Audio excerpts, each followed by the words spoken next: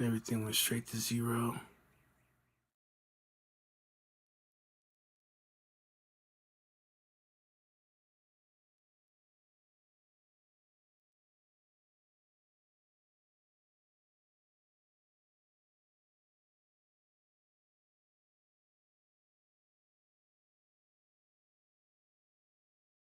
Okay, I think we're back.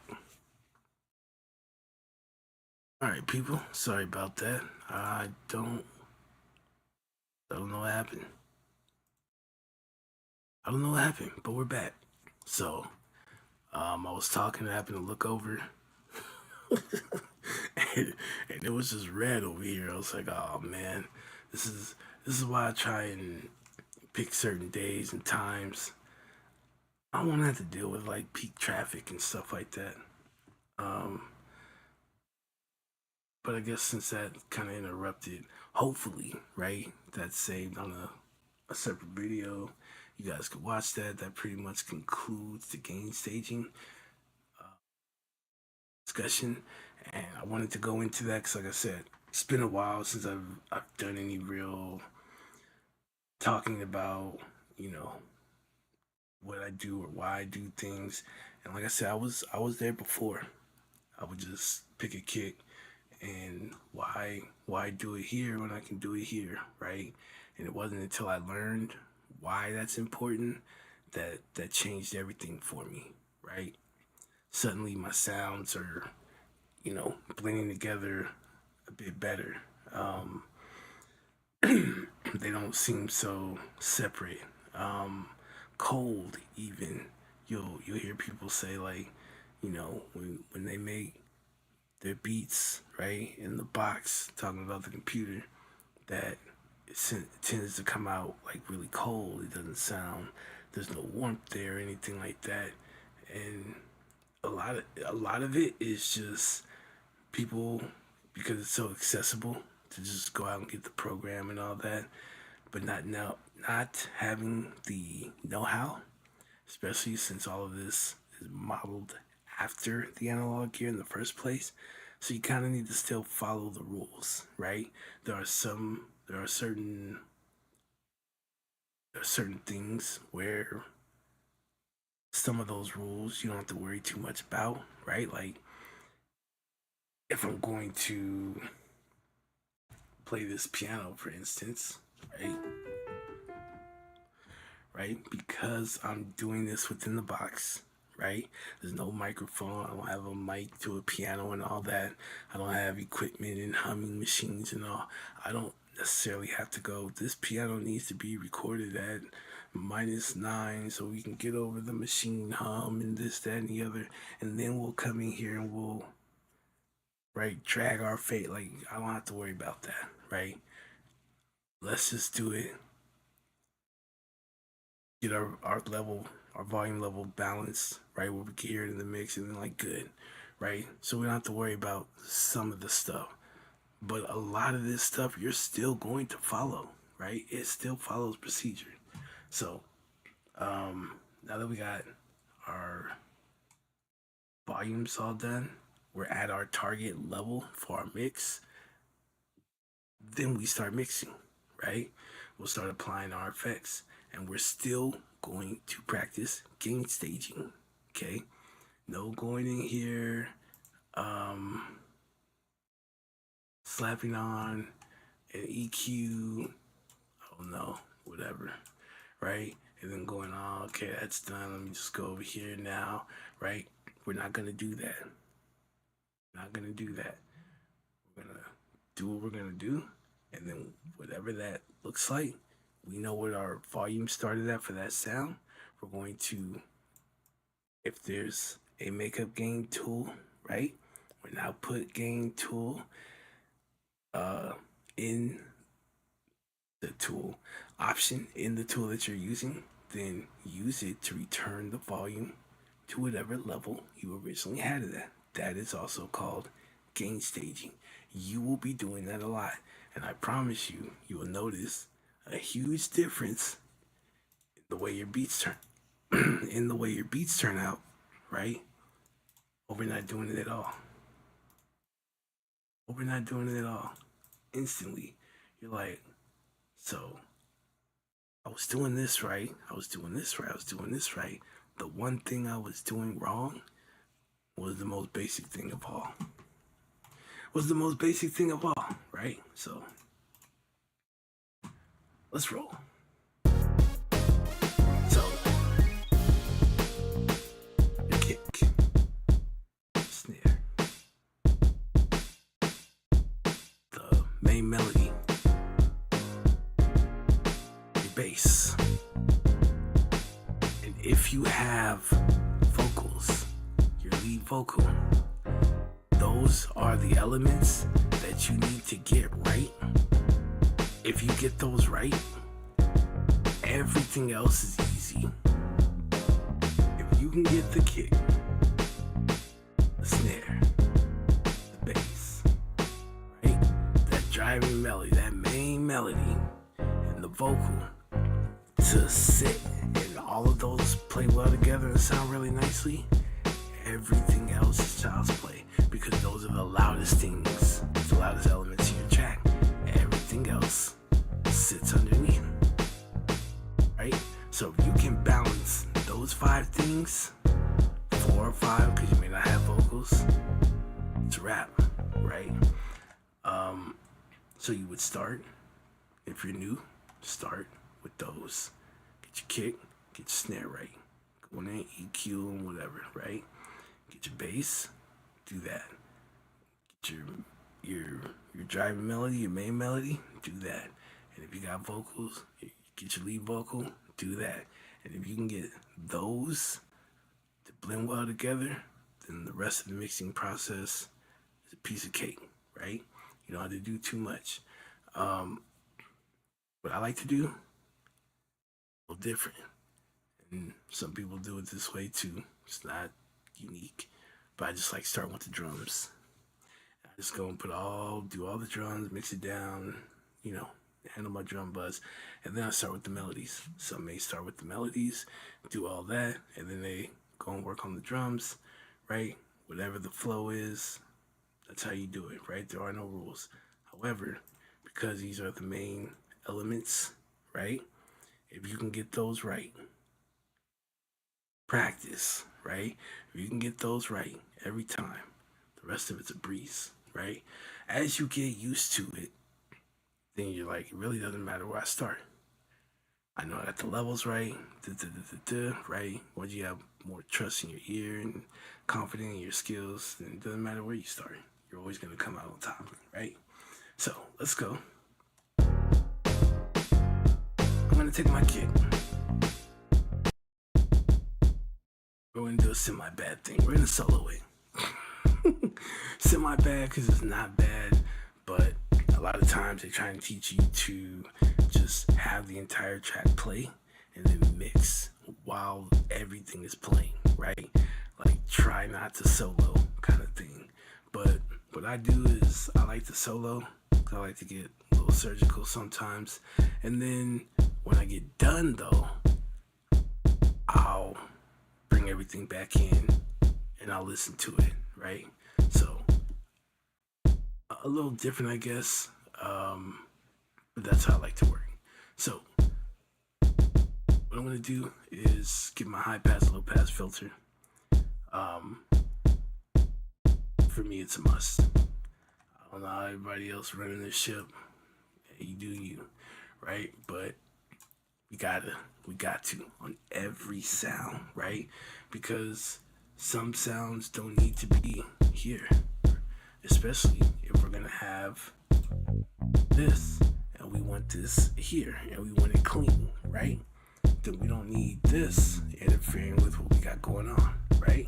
So we want to cut in as far as we can to make room for low end or for other sounds. But likewise, as we do that here, you want to do that here as well, right?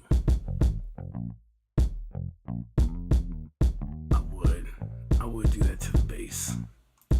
I would. Only me. So let's say we wanted to boost here, right? But our kick also boosted here, but we don't need to hear the kick down there, right? We want the rumble from the bass. We don't want the rumble from the kick, right? So we can do without that.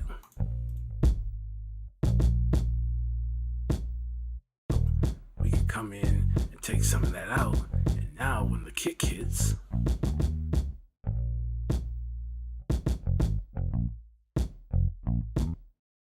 it's not disrupting the bass with the thump that we had.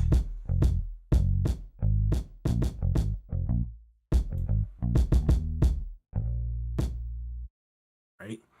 So every sound, I don't care if it's a piano, I don't care if it's a hi-hat, I don't care if it's me just taking a deep breath, right? High pass and low pass. Okay. Now when we low pass, we're trying to clear out the unwanted bass frequencies. Okay, so we're not trying to clear out the bass frequencies. Okay, but we know where our bass is.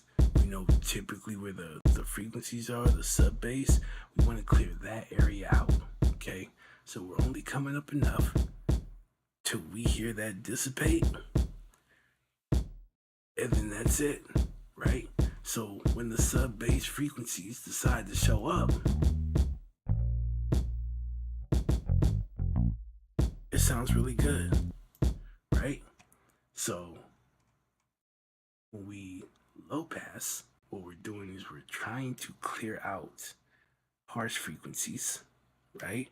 We're trying to clear out frequencies that tend to have a sound uh, brighter, right? And what we want to do is we want to push in enough to where we clear out those unwanted frequencies, but not enough to where the sound starts to become dull or washed out. See that? Too far. You're not gonna get anywhere like that. You can kind of hear that now. Okay. As soon as we can hear that, as soon as we can hear that kick, it's like that's it. That's it. That's as far as you need to go. Now we can go in here and start boosting stuff somewhere or whatever. If we need to bring something out, we need more snap or we need more punch or whatever, we can go do that. But again, clearing out as much space as we can on both sides is going to help because we have things that live in those areas. Okay? And if we never did this for any of our sounds, we'd have a big problem, right?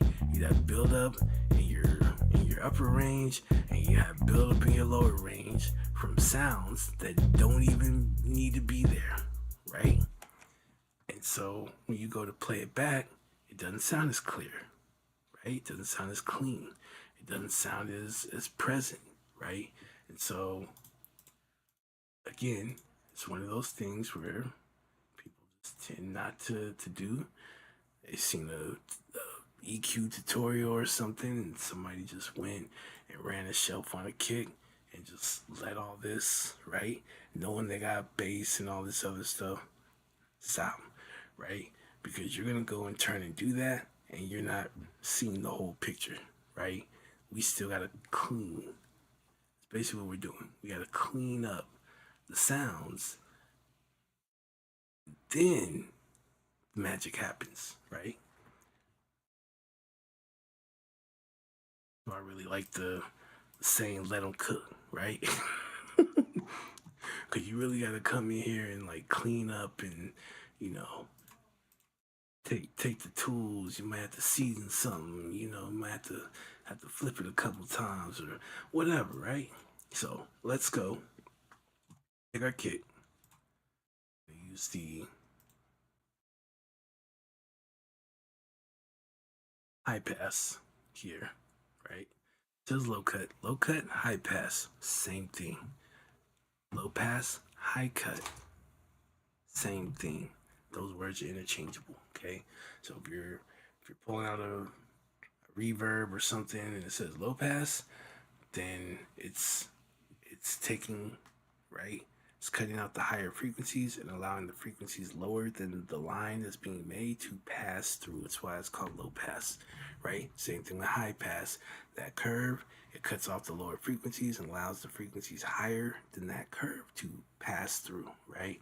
But when you say low cut, it's also the same thing. We're cutting lows, and the high cut is cutting highs. Okay, so same thing. What we're gonna do is going to make a low cut on our kick at about 50 hertz. I can't get super surgical with these things, but 50 hertz is still pretty good anyway. Um, just because our next option is 80, right? And if we cut here at 80, somewhere between like 70 and 90 hertz is where you find the punch in your drums, right? Which we're actually going to use. So if I cut here, then I'm kind of hurting myself. So this is as far as we can go.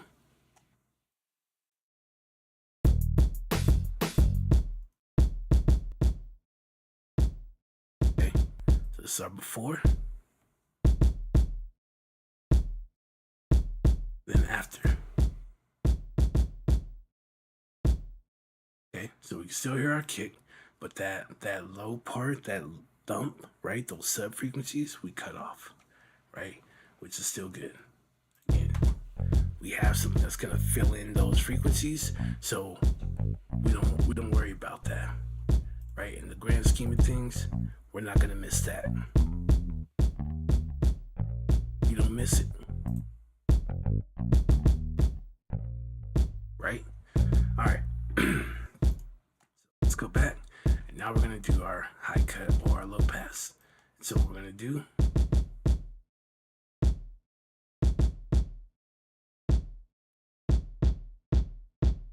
so we're here at about the 6K mark, and as you can hear, we're kind of starting to make the kick sound really dull, right? So that's too far. So at about 8, I can still hear this kick really well. If you want like some more of the like brightness, you can take it to 10. All right, somewhere between 8, 10K, most kicks. This is where it's gonna be, right?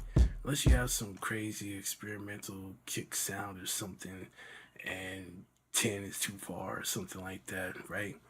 But ultimately, what I want to teach you guys is with your ears, you should be able to hear these things, right? You should be able to hear what's too far, what's not enough, right? That kind of thing, and when it's right. Because if you can't hear it, then it doesn't matter what I tell you, it doesn't matter what somebody on YouTube tells you, right? I'm saying somewhere between 8 and 10K for most kicks. I don't know. Your kick could come down to 5K and still sound perfectly fine, right? But you need to know what that sounds like, right? When it's not, so that you know how far you can go, right? All right, so here we are. Our high pass and low pass are done.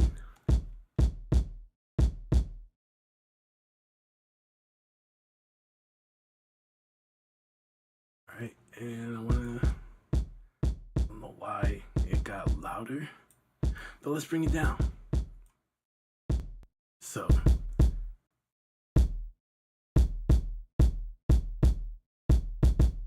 there we are.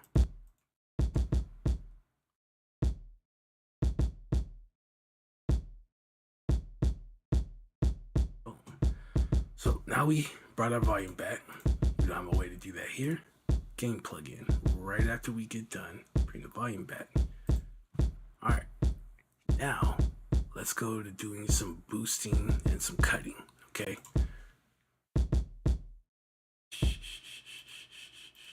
We're not going to talk about that. It's right above it. All right, so actually, let me forgetting. Sometimes you guys can't really see these things. It's a good thing we can make these bigger. So, this is a 3-band EQ where these 3 knobs all work together.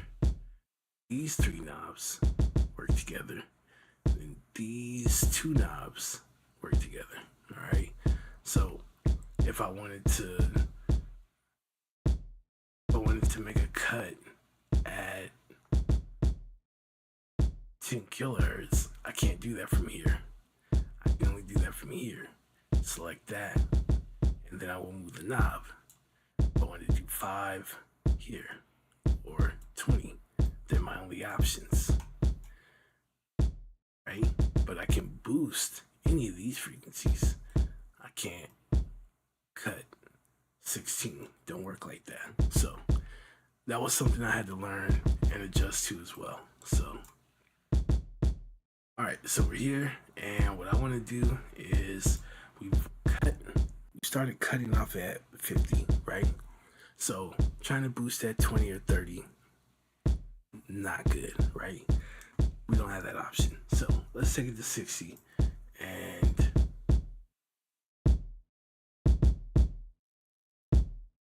okay. Now what I'm gonna do also is I'm gonna move this a little bit. So pretty interesting thing.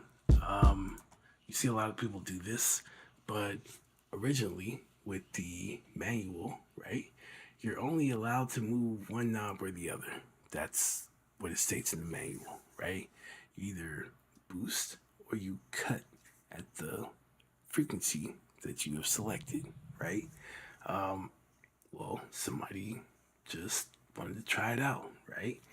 And so, interestingly enough, what happens is, say I start boosting here at 50, gives you a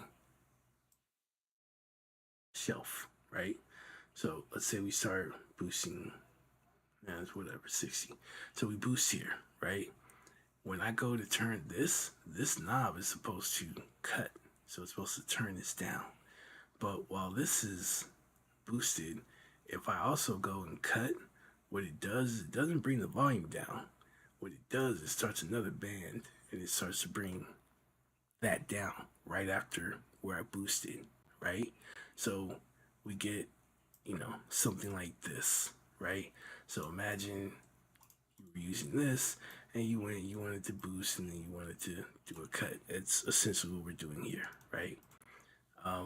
So we do this shelf, boom, and then by turning this up, we'll create a dip, right? Which is good because we have snares and things like that. So now the band that's creating the dip is going to help us for the snare to come through, right? We got to think about all these sounds as we're going. So, boom, that. I'm just going to do a little bit, not too much there. Now for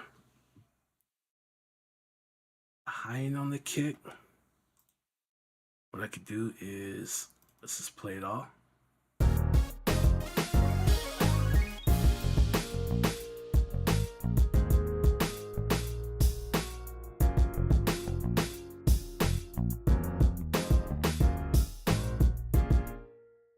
Okay, so what I would like to do is, let's start it here at 3.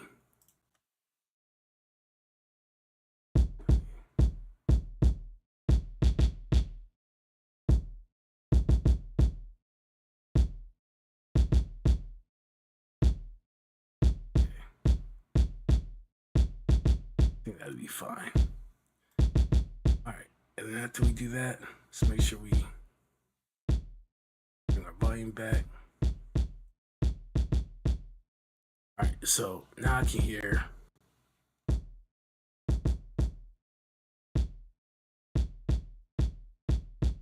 right? I can hear it before and after at the same volume. The only thing I'm noticing are the changes that I made, right?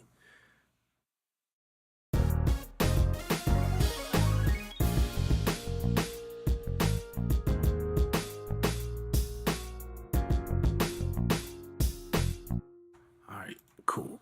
So now go to our next thing. And what I like to do with the drums, again, I just clean. I just go in here, I EQ.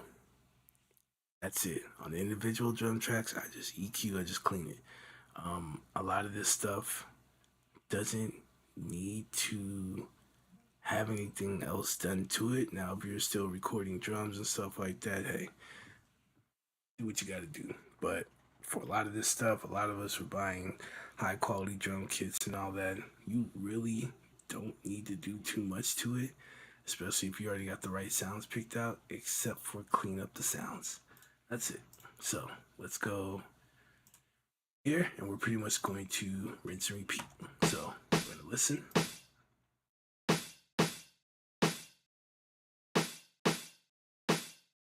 Around here, I can hear the bass of the snare leave, so I'm going to go back.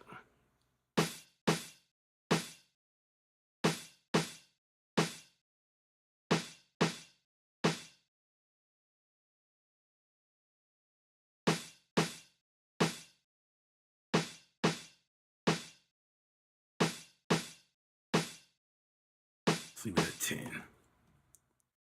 That one I can't really do 8 and still hear that too well. It's more on the softer side. Fine. Plus it's got another sound layered with it, right? Kind of more of the higher frequencies. So we're gonna keep that. Let's see where we are. Okay. So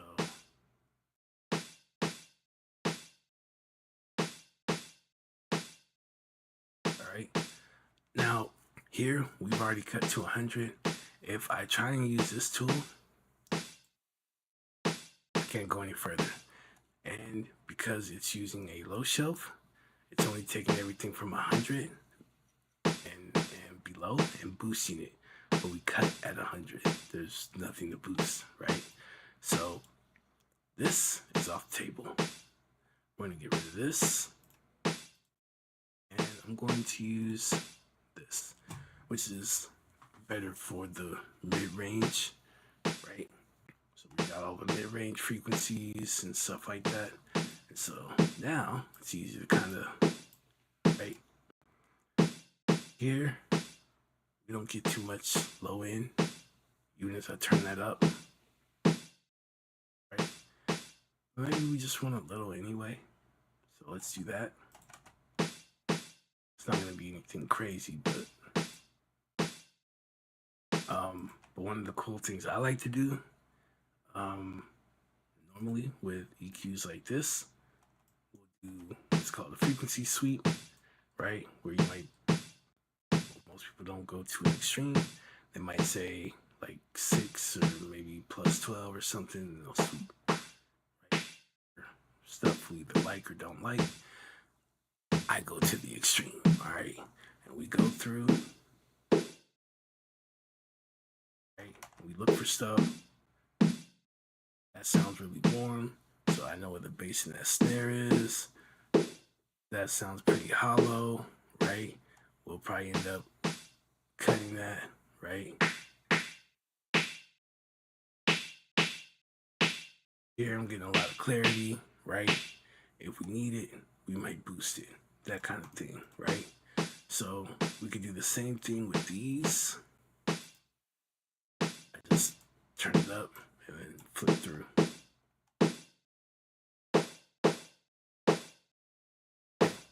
So, interesting thing about this peak, I can only boost the frequencies here, right? Dip, I can only cut the frequencies I select here, right? And again, peak, I can only boost here. So use this since I can boost to do my sweep to find stuff, right? And then I can come here and say, okay, we'll put a dip here at 500, right?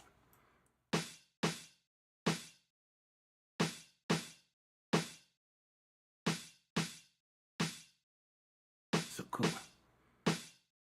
And it doesn't be too much. All right, and then when we found the clarity in the snare was like 2600, so it was closer to like 3K. So if we wanted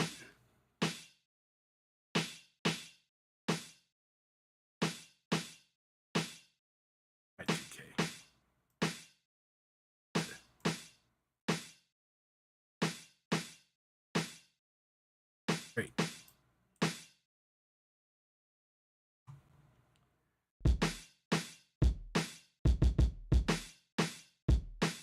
Okay, so now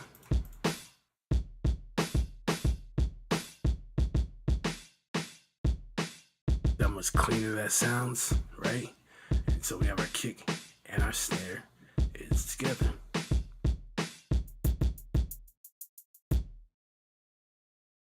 Boom. And this is simple stuff. Like once you get used to it, you'll blow by this. I have these drums mixed down in like a few minutes. This is not difficult at all, right? The hats. Okay, so easiest thing you're gonna deal with. Alright. And the way we're gonna do this is it. We're just gonna high pass, we're gonna low pass. Okay. Um a lot of times the hats are very energetic, right? On their own. As soon as someone hits it, right? Loud sound, whoosh, really energetic, high frequency, right? We're not trying to boost super high frequencies. They get really harsh really quick. They start getting painful to the ear. You start fatiguing out faster, right? Not a good idea. So what we do is we just clean it up, right? Sometimes, depending on the hat that you choose, this isn't a good example, but you might see, right? Not too much, but you might see some frequencies here, right? Then as it gets here, it gets louder, right? So what we want to do is high pass, clean up, go as far as we can, right? Once we hear the bass in the hat disappear, you stop moving, right? And then low pass, right? Enough to where you take out that excess brightness, harshness, okay? So people go to play your music and turn it up. Rather than that, all that hissing and that's kind of puncturing your ear a little bit, right? As opposed to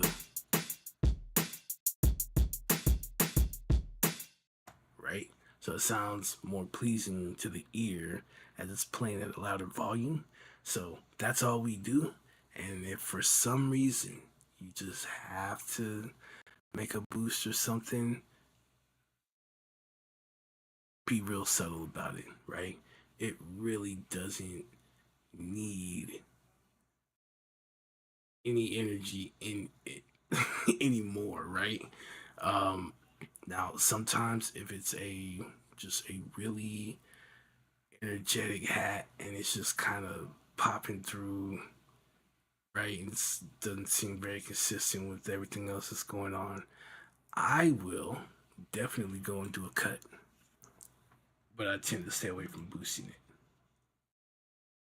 So let's do just that. We're gonna let this play.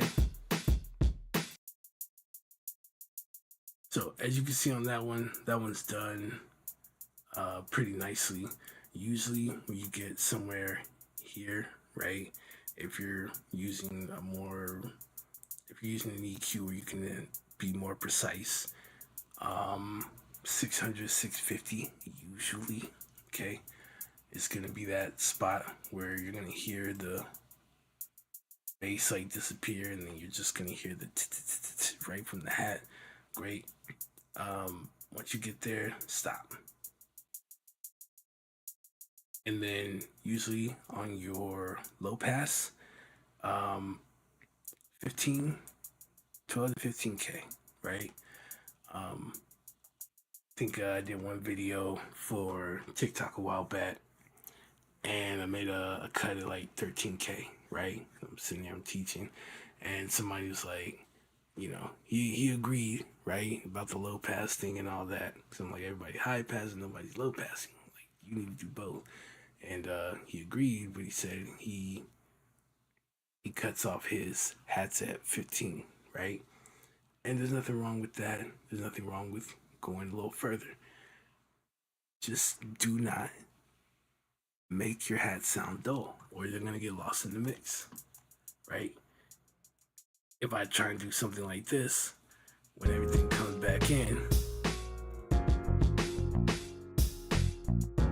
even if you try and turn that up, it just sounds like it's not really cutting through, right? All the other sounds are a bit more energetic, and you're losing it, right? Not a good not a good feeling. So once you pass this 12K mark, you'll notice too as you do it. I don't care what hat you're using, except for ride cymbal. They're the exceptions. But once you get to past 12K, it starts to become dull. It starts to lose itself in the mix, and you don't want to do that. You start to lose it. So I'll usually hang around at 12 if I feel like that's just not it. I need to be more present. I hit it up at 15, but 15K is not a bad place to land your hats. Mainly because whenever you send your tracks in for mastering, they're going to chop off the 15K, right? They're gonna roll it off, right? And the reason why they do that is the average person, or I should say the average adult, right? After 15K, your hearing is not well enough that it matters. Okay? It's not to say you can't hear anything above 15K still or anything like that. But as we get older, we're yelling, we're listening to music, loud volumes, clubs, sporting events, right? Loud. And you're hearing it, just the quality of it starts to deteriorate, right? It doesn't make any sense to keep it, and you can't really appreciate it anyway. So if you want to take your high end and cut it here at 15, fine, right?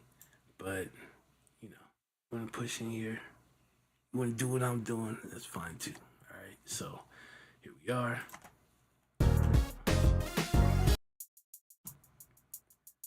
All right, check volume. Lost some volume, so let's return it.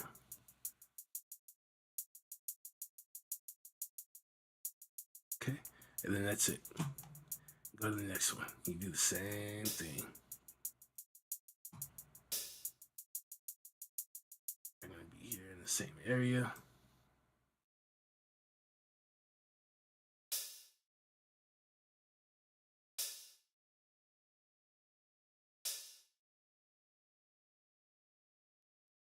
Let's see,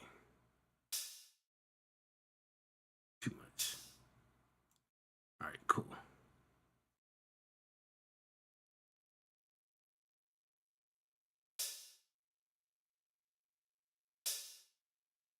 We actually had this at minus 18, so right, cool. So now we have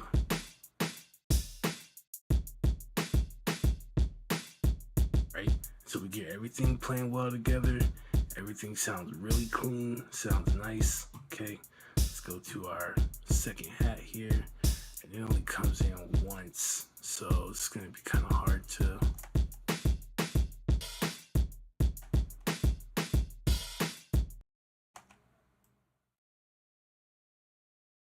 Uh,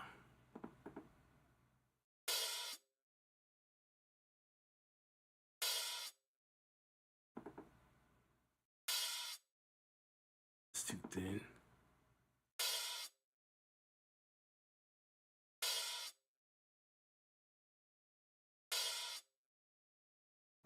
Watch. Not good, so go back. All right, cool.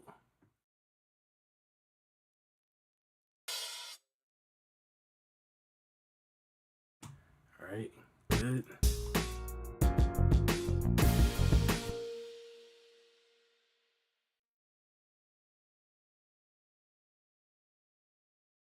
All right, crash cymbal.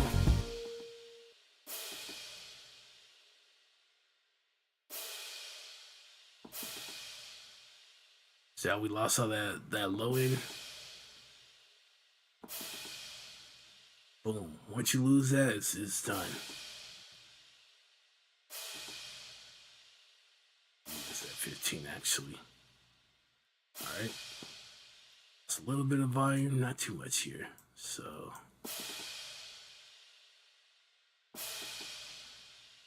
Right, great. And then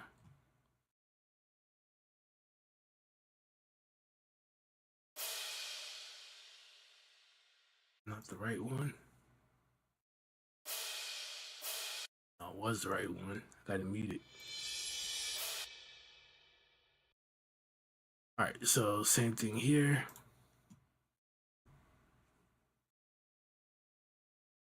That's for you to record.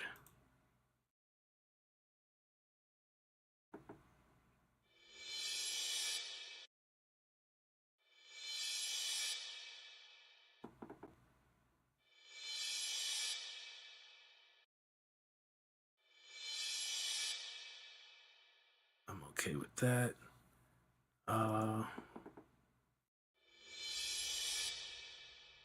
Minus 18 was it?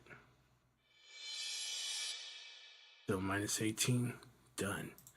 All right, so now, as far as our drums are concerned,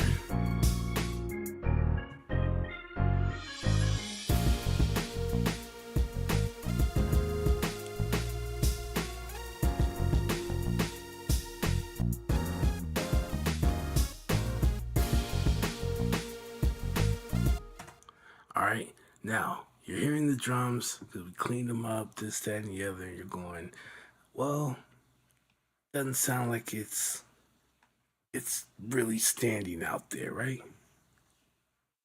Follow along.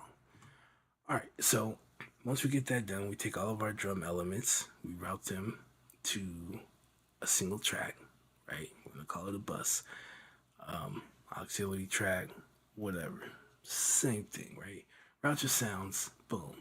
And then what we're gonna do is we're gonna add two things. I'm gonna add saturation and we're gonna add compression. Now, I could have added saturation and compression to the individual tracks, but then that requires how many instances of saturation and compression.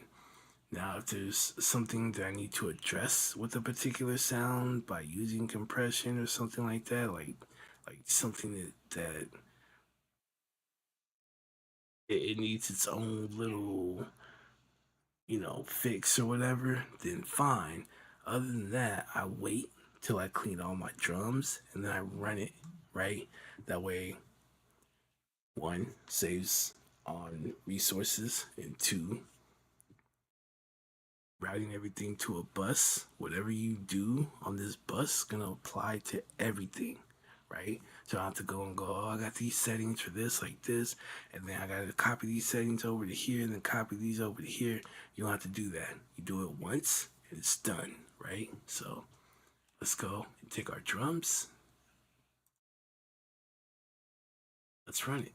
So let's mute these right now.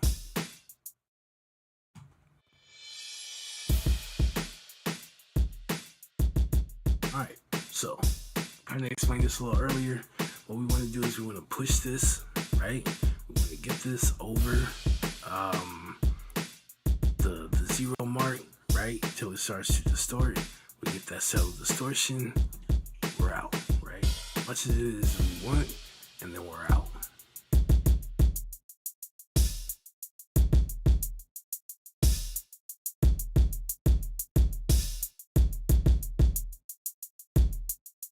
Alright, so I can hear it.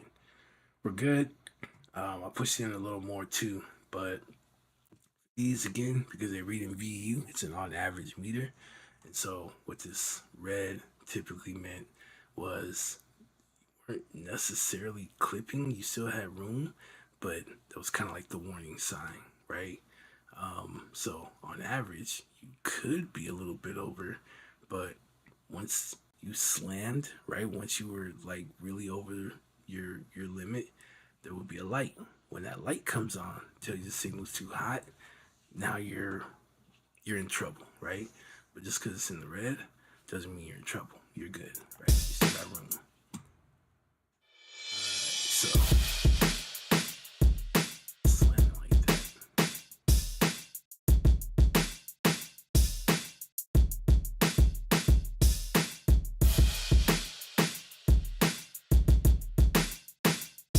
That's cool.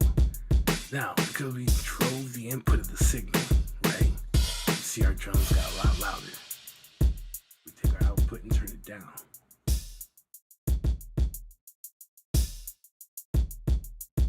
Kind of like I was telling you earlier, right? We're messing with the noise to signal ratio, right? I could turn this all the way up and then bring this down, and I'm still gonna have that distorted sound, just quieter.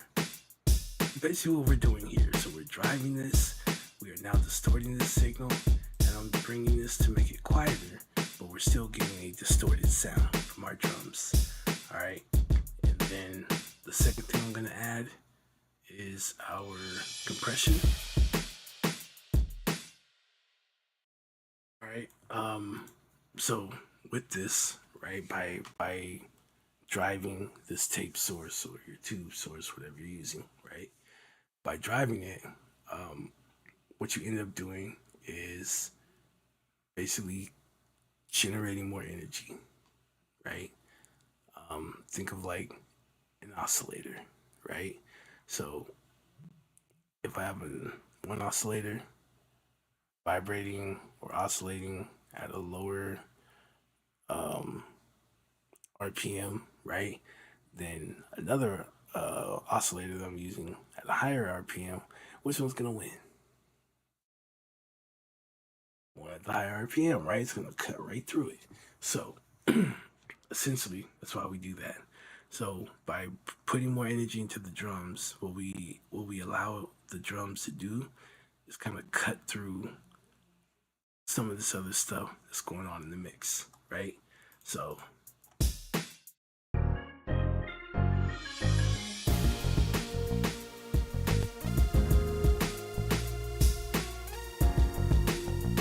right, not too present, can't hear it too well, right? But you know it's there. You can hear the snare and the kick, but it's just not there. And this,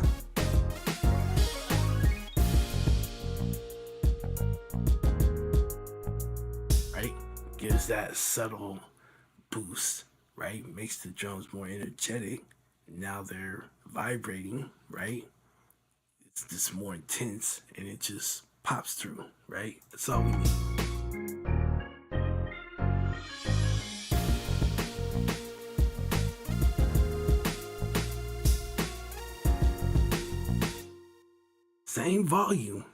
Same volume, but you can actually hear it now, right? Because it's more energetic. So now we're going to add compression. So compression works twofold. And so at the core of it, when we go to do our compression, we're squashing the signal, okay? Here's your peak, here's your valley. We're taking this compressor and we're gonna start pushing down on the peaks, right? We're closing the gap in the dynamic range, right? So we bring the valleys, or the peaks, we bring them closer to the valley, okay? Great. But when we do that, we end up doing what? Losing volume. So you have to return the volume, right? So as we go to return the volume, what you do is you bring the valleys up with you, okay? So when they say compression makes the louder parts quieter, yes, but it also makes the quieter parts louder because you have to return the volume, right? It's not because I did compression, both these things happen, right? You can compress a signal and not return the volume, and your valley will stay the valley, right? And your peak will just have a new high, which is going to be basically a new low. But when you go to return the volume back, you bring everything back. So then the peak goes back to where you had it, and then the valleys come up with it, right? So in doing this, what we can do is get things like hi-hats, right? Which we have at like lower volume, which may be a little quieter in the mix, to actually be a little more present, have a little more volume. So what it's gonna do is give the drums more consistency across the board. See? So what I see a lot of people do is they try to do the work of these multiple tools, or they try to do the like multiple steps, they try to fix it with one tool. It's not gonna happen. Some people try and master tracks before they mix them. You can't master a mixed track. You could try, but it's not gonna sound like it, right? So you have to understand that there are steps to where you want to go or to get the results that you want to get, and you have to know how to go about doing that. Otherwise, you're gonna assume, oh, well, here's my kick, and I just need to bring it up to -3. Wrong, right? There's thing you gotta set certain things. There's other frequencies and sounds involved. You gotta set this, boom, watch everything, see where it's going, bam, bam, bam, bam, bam, bam, bam, right? Get that set. Put your effects on, go clear things, do what you need. Oh, well, this isn't coming through too well. Volume isn't what we need. Let's take this tool here. We can kind of boost this right here, get this to cut through, right? So understanding the tools and how they work is what's going to help you achieve that quality sound that you're looking for, right? So we're going to come in here. We're going to start it. For drums, 10-to-1 ratio is a good starting point. However, we don't have 10 here. All right, 12. That's the closest thing we got. So we're going to go for a 12-to-1. I am going to create a fast attack. We're not going to do the fastest, but we'll even maybe set it here. All right, it's still not here, but we could do that. And then let's play it.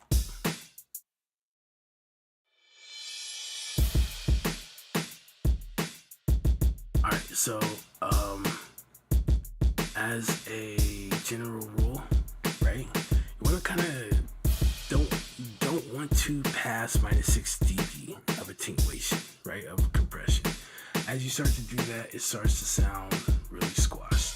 Hard to kind of show you here because as I drive the signal, I would have to balance it here. But I guess why not?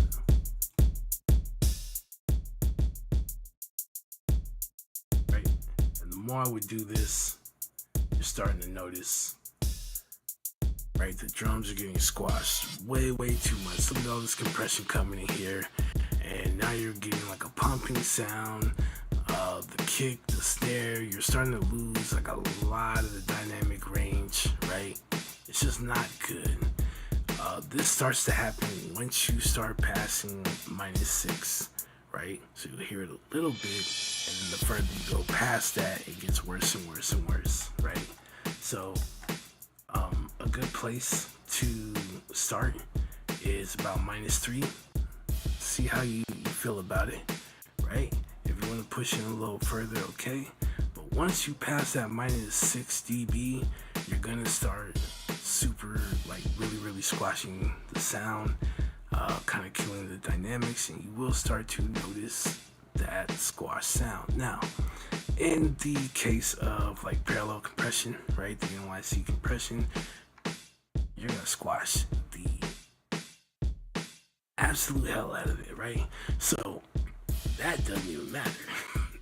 But to keep our drums, because we're not doing parallel compression, right, to keep them sounding natural as possible, we don't want to introduce the squash sound, right? So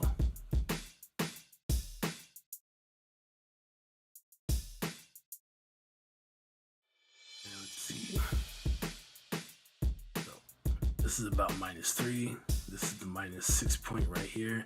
So anything about right here is fine.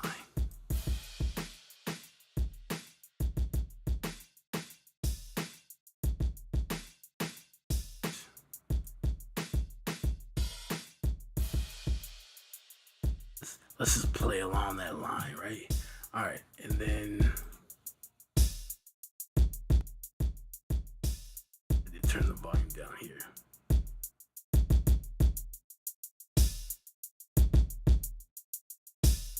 So you can start to see now, or at least hear, how the hats got a little bit more present. go.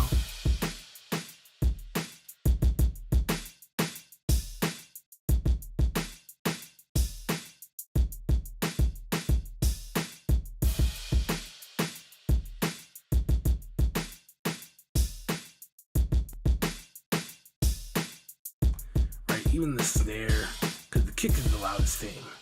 So as we were doing the compression, of course the kick is the thing that gets pushed down first. So now the kick starts to kind of line up with the snare, starts to kind of, right, the hats kind of get up a little more, and again, we get that consistency across the board. So what does that sound like? Here we go. Saturation, compression, and then two moves. We got our drums to be front and center, right? Don't come over here and try and EQ alone and get that to work. You're not gonna get it. You will stress yourself out, and I'll be looking at you and go, yeah, you need saturation and compression. Like, I could just hear it. I could hear it just from how it should be sitting. I could hear it. I could tell you're missing it, right? I could hear that you didn't low pass, and now you're trying to make up for not being able to hear your hi-hats by turning this up, and now that sounds so loud. I could hear that stuff, right?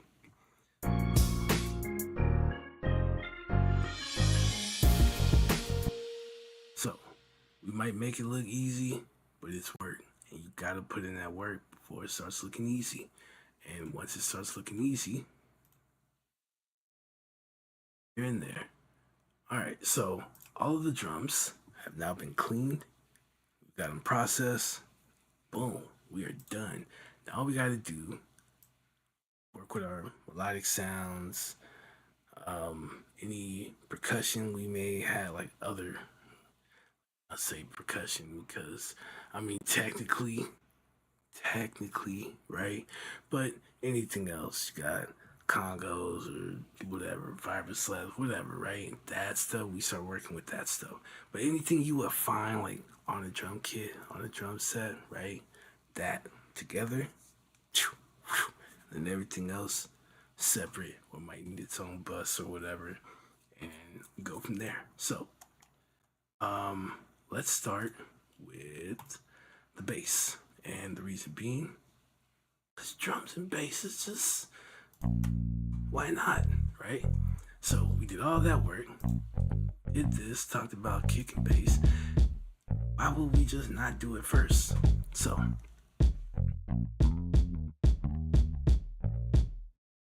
we already made that cut at 50, right? Our kick, boom. And so that leaves us room for, right? Here is 50 hertz. We rolled off our kick, right? And our bass guitar is got all this right here to play with, right? So if you wanted to boost this and get a bit more low end, a bit more rumble out of the guitar, you could certainly do this, right? And it would sound very clean because there's nothing down there to interfere or interact with it.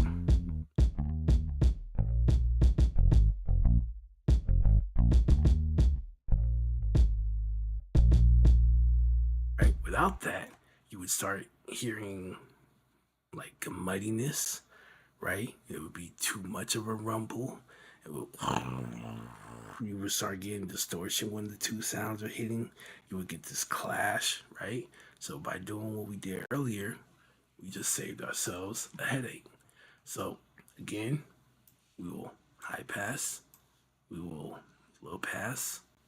However we push in is however we push in, right?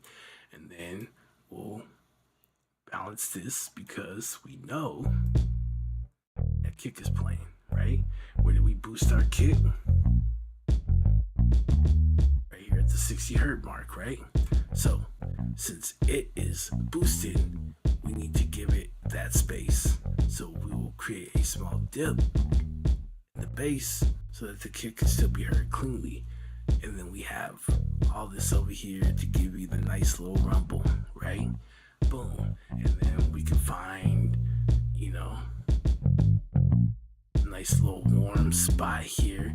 Maybe you want to bring that up a little bit. And I'm just shooting here. This seems a little muddy. We might put a dip over here somewhere. You could kind of hear the string a little bit here. Maybe if we feel like we need that, we might boost over there or something, right? There's all kind of cool things we can do. But the main thing is going to be kick and bass need to be able to play nice together, right? And so since they occupy a lot of the same frequencies, the same courtesy that we have had our kick show our bass, we need to get our bass to show our kick, okay? So, I hate that. It's going to full screen it. Okay. No, we're good. All right, so we want to show that same courtesy. So here's what we're going to do.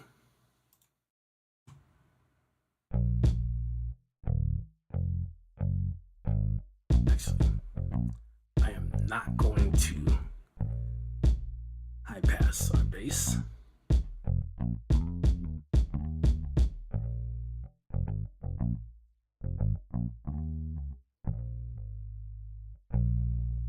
To about 4. It's okay.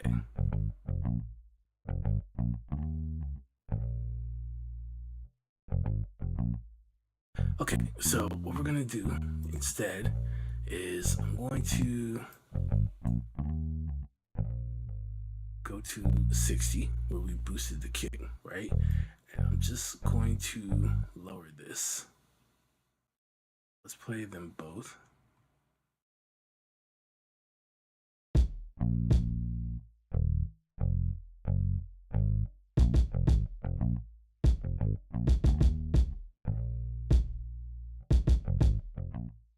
I do it too much, we'll kill it, right? So just enough to where I can hear the kick good again.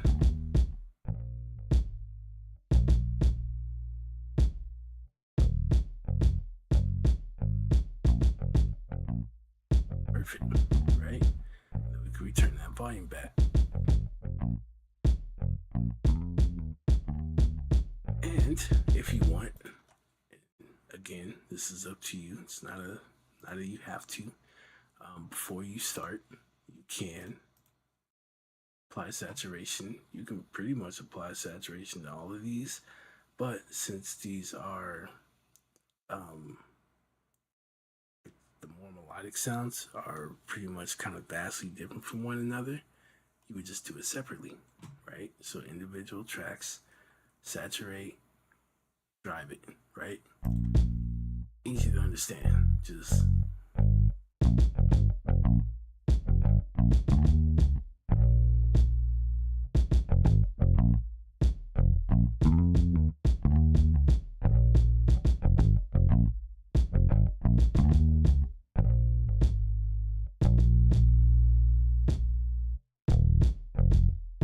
so with this, looks like we're having a little problem with consistency. What we're gonna do is bring in a weapon. Yeah. So let's go ahead and compress it first, right? Get it more consistent. Then we can run it through, right? Drive it. So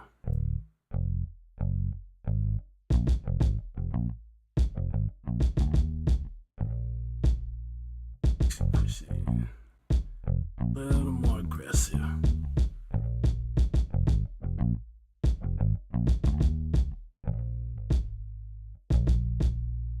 A little bit faster. The release time is fine.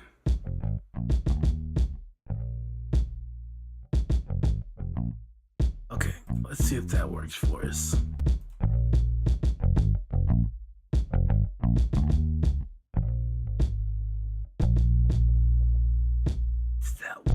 It's just that one. Yeah, let's go back.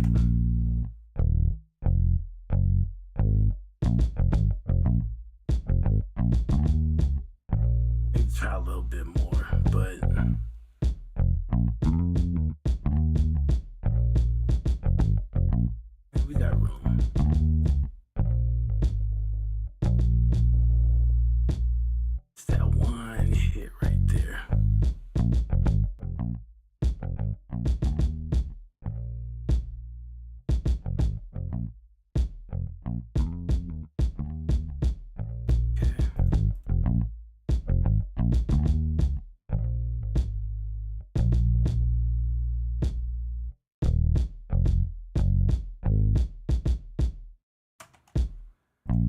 think I can live with that. I can live with that.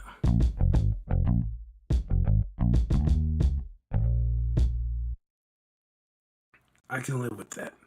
At least it's not like sometimes it's like swinging, but it's like way too far. And as far as it not actually being here with the bass, that's okay. It's bass. So, um, we're getting that warmth in it though, so I'm fine with that. And you're not trying to hear this anyway. You just want to feel it. So, uh, there. Okay, let's do that, and then let's do this, right? Sorry, I don't think I returned that. I didn't.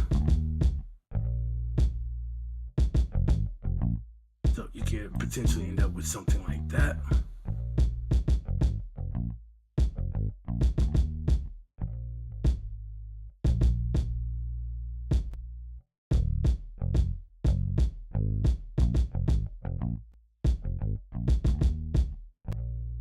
All we did was give it more energy. Boom. So we're back where we are. And then I'm going to add another EQ.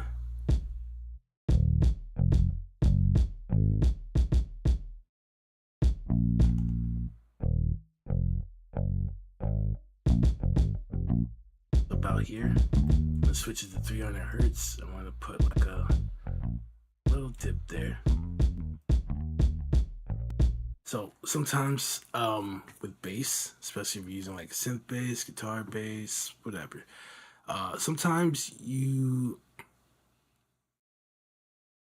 maybe you've noticed it where like your bass is hitting, but it doesn't seem like it's sitting behind the rest of the elements in your mix.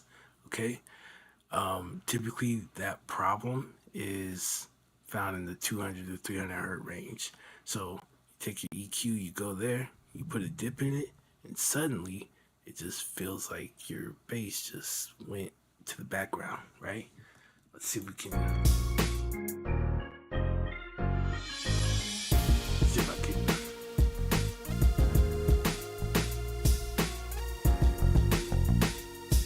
Okay. So there's that 300 hertz range.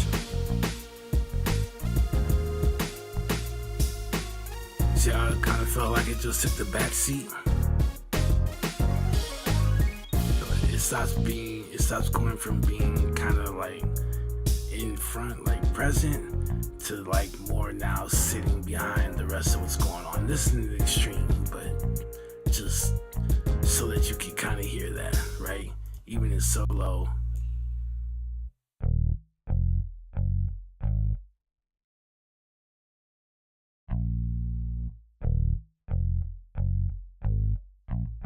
Just showing you at an extreme, right?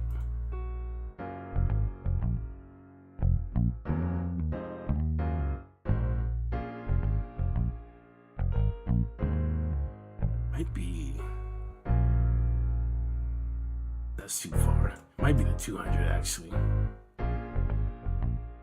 Okay, there we go. So y'all just kind of like slid to the background. But because we didn't kill we're not turning down like the sub frequencies, you're still gonna get that rumble, but this is gonna sound like the bass is sitting behind everything else is playing.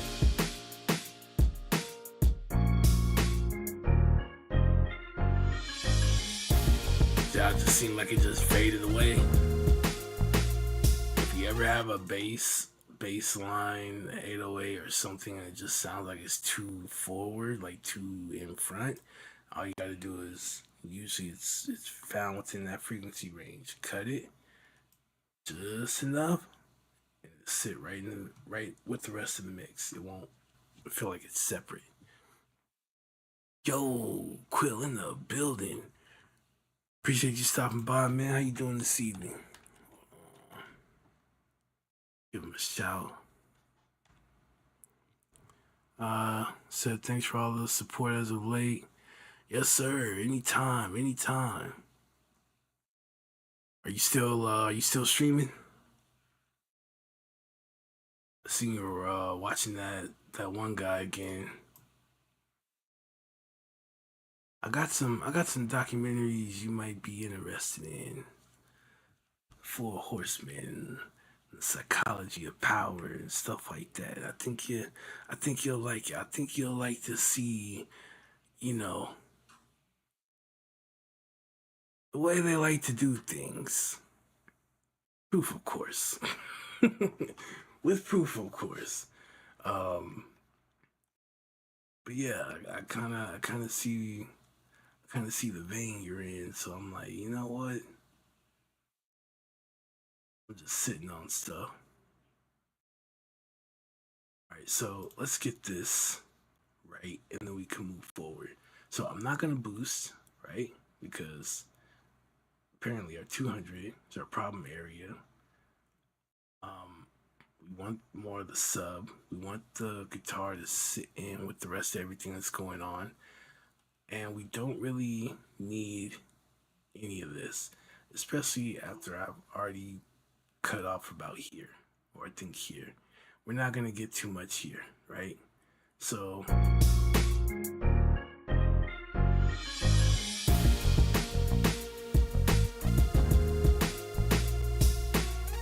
on.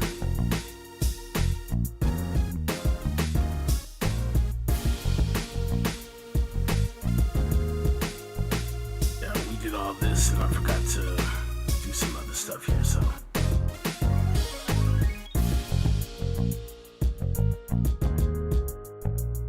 that's why. Cause I got this up. All right, so let's drive this. Volume's cool. That's still cool. Okay, maybe we don't.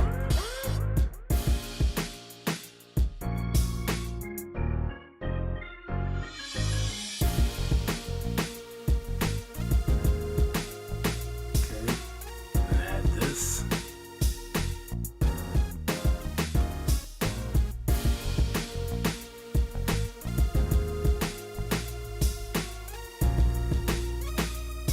Okay.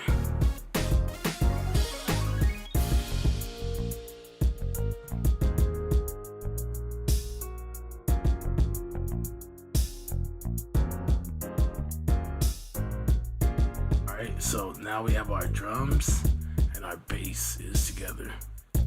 And now we just gotta finish the rest of it and we're good.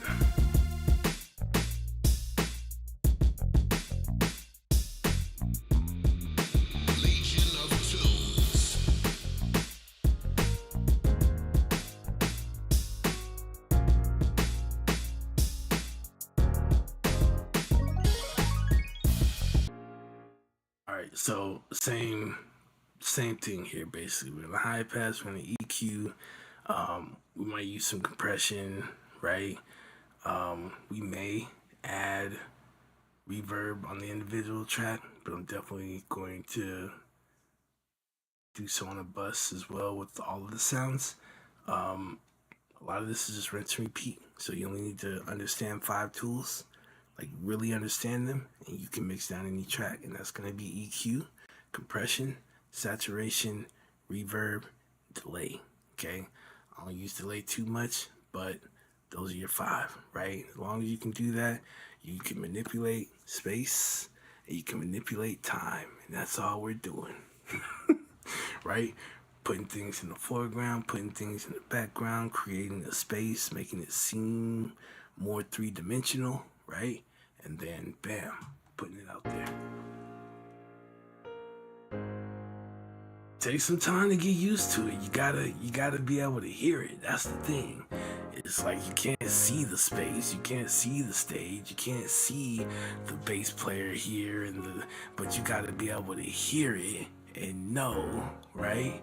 Put them on this side, put them on that side, whatever. And you gotta be able to do this. So once you get used to that, it's a wrap. So let's take this. We're gonna take out some of the bass in here, right? Do we really need our piano in sub-frequency land? No, right? So we got bass for. We're not gonna miss that. your piano's not gonna care. No one's gonna care that your piano isn't sounding off at 60 hertz. They don't hear that because it's being filled in by something else, right? But what we want to do is make sure we hear this piano.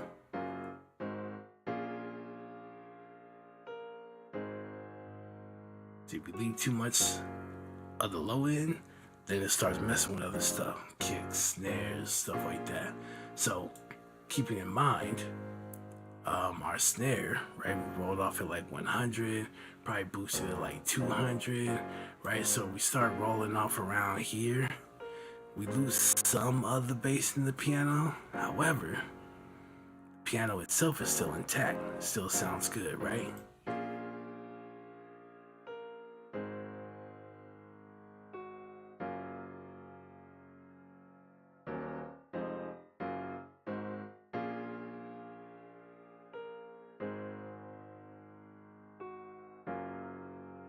Start to lose our piano around here at like 3K. Let's just take it to 5K, all right? Looks like we lost, hold on. Okay.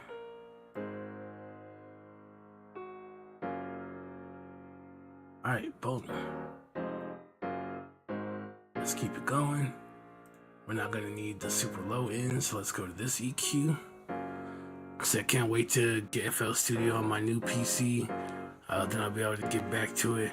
Yes, sir. And my Discord is officially up and running.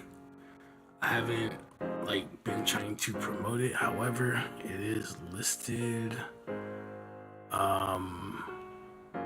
in the little about section on Kick, and I can also post it here.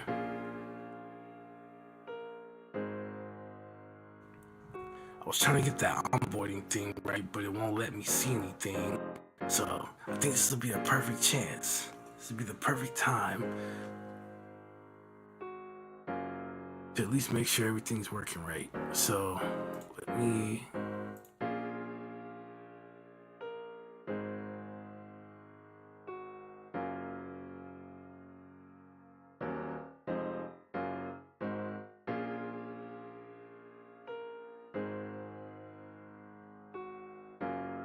Wait, did it work? I hope so. No, hidden. Use the copy button. What kind of mess is this? No limit, never. Generate the link. Oh, I think I know why.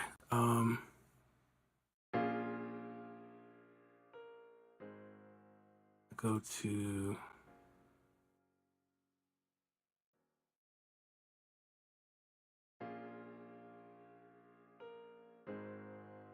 There we go. That's what I thought. It says streamer mode. Okay, so generate link. There we are, and boom.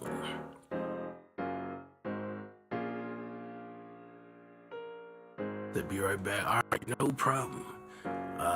If you want to join, that'll be waiting for you. If you run into any issues, please let me know immediately.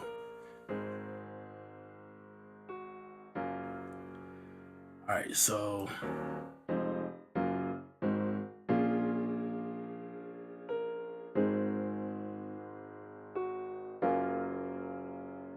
right here sounds a little hollow.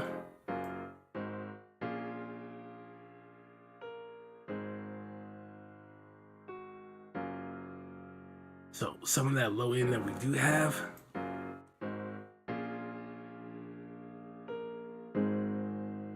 right, we can kind of bring some of that here, get some of that warmth.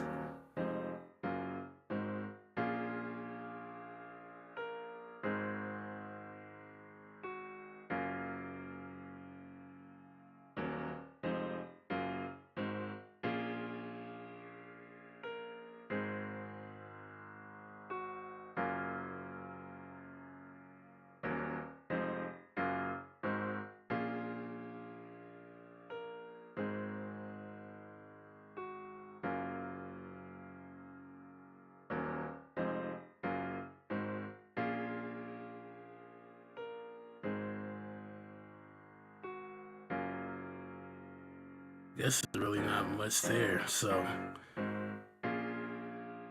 makes sense. Let's just do that.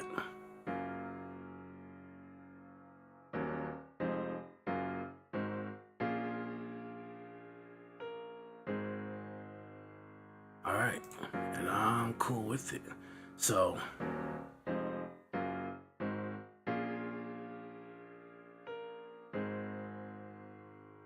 well, I made that too loud.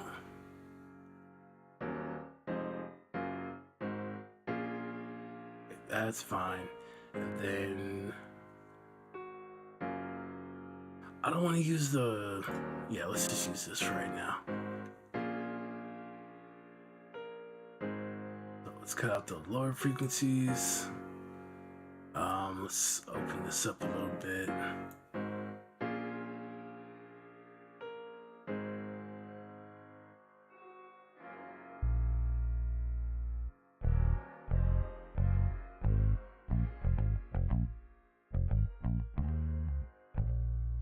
Alright, so here's a little secret.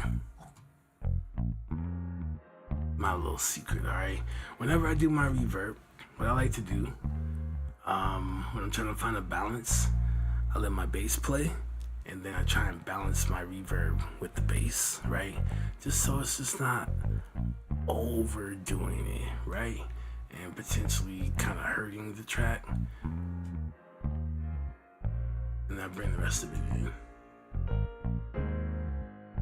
Right, and you can hear everything still pretty nicely, right? You can still hear the bass and all that. If you start going like too much, then it starts sounding out of place, right? So I like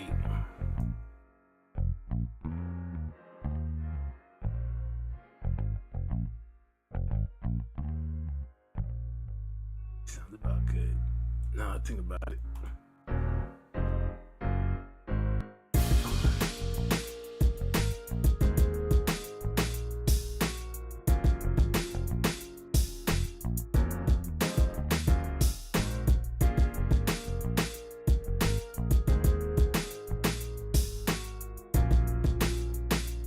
Alright, and we got a few more sounds left and we're done.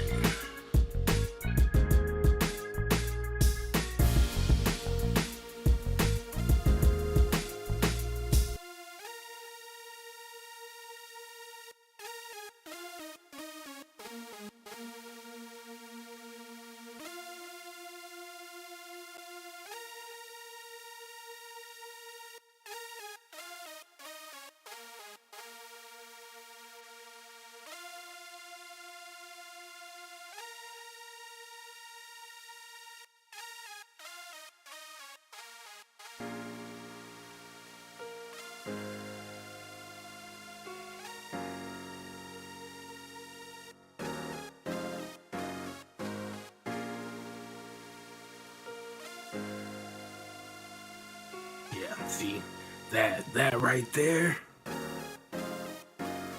Minus 21.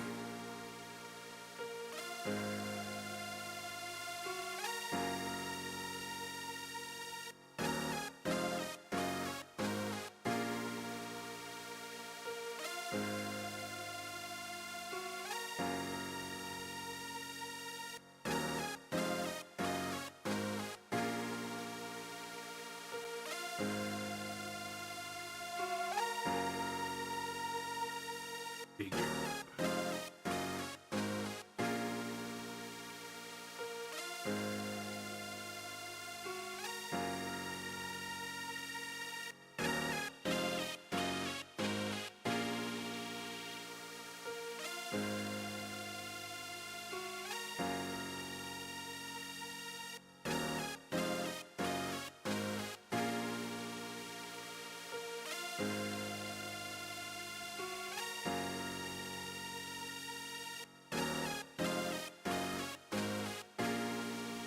That's all I'm talking about.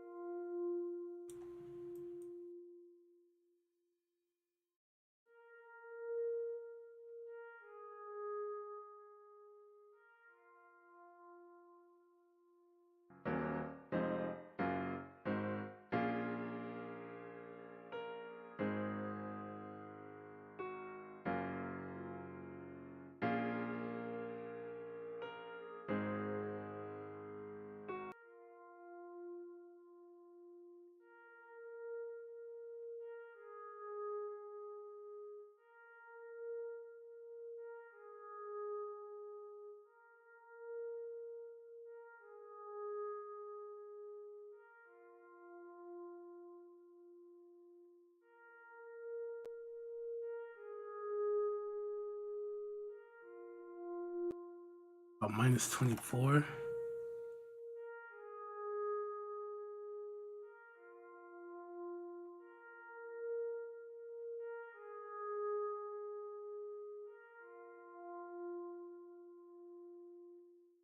Okay.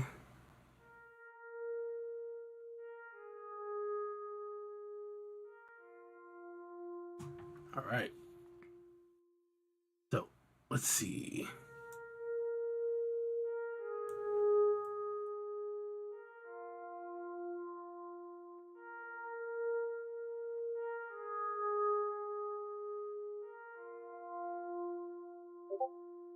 So it's here or here. So let's check it out.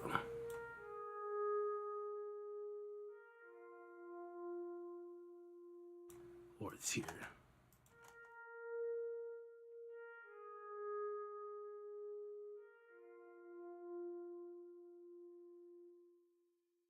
Interesting. It's here.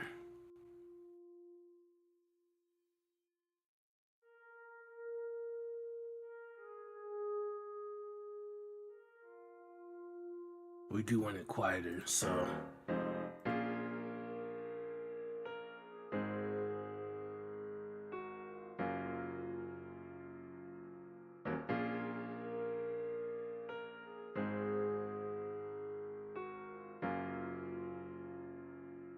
I'm probably gonna.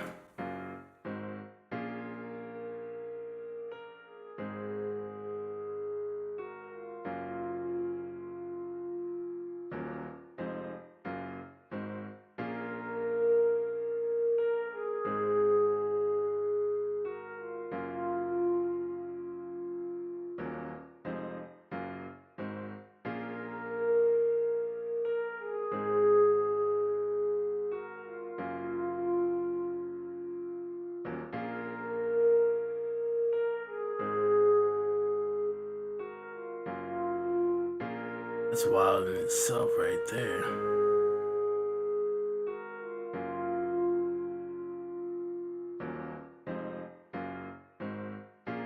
Let's see.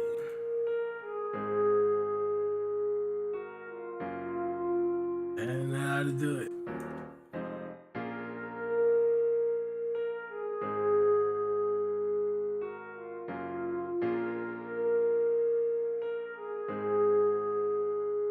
I like the consistency.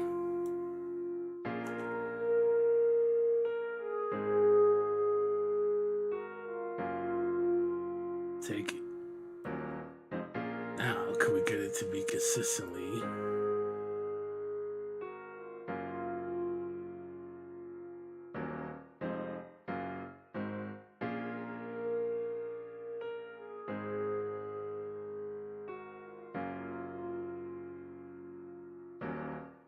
One more time, one more time.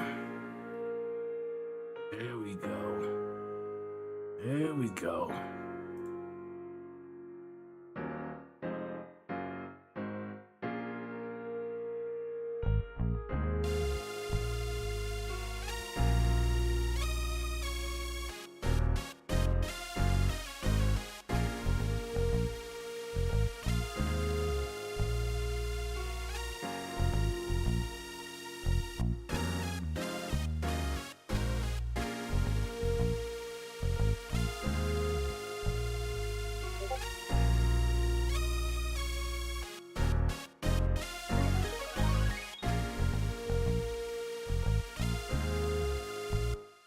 Okay. Probably it's gonna be the most annoying here is this thing.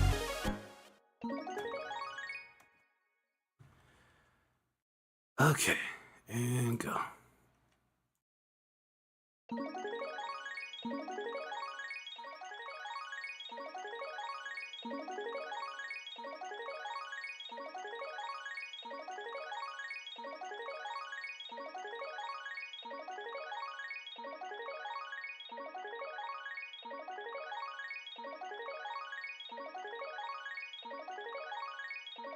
Fine.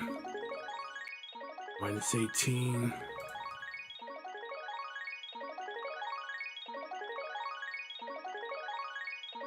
Okay. We already cut off at 500.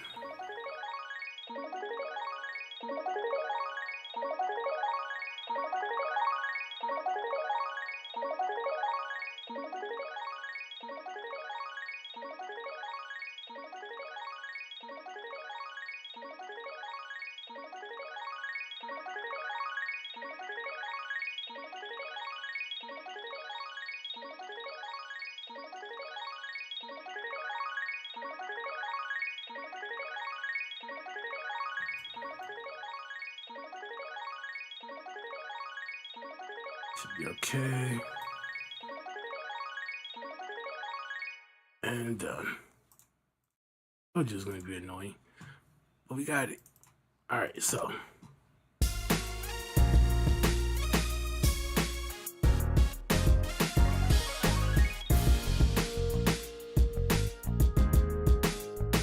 alright, one sound left, and that is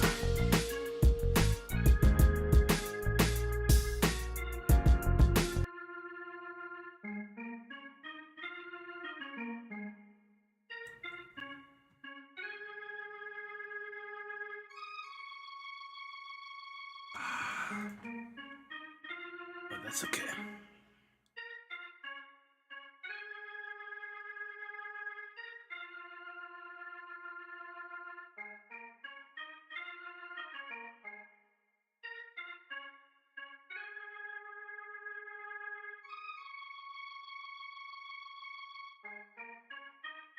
Oh, perfect. Okay, so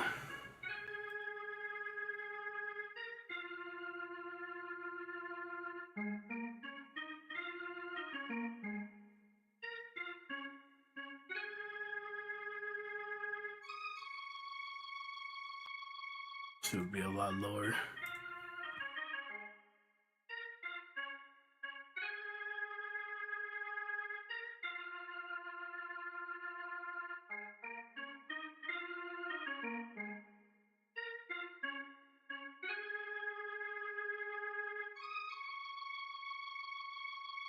Okay.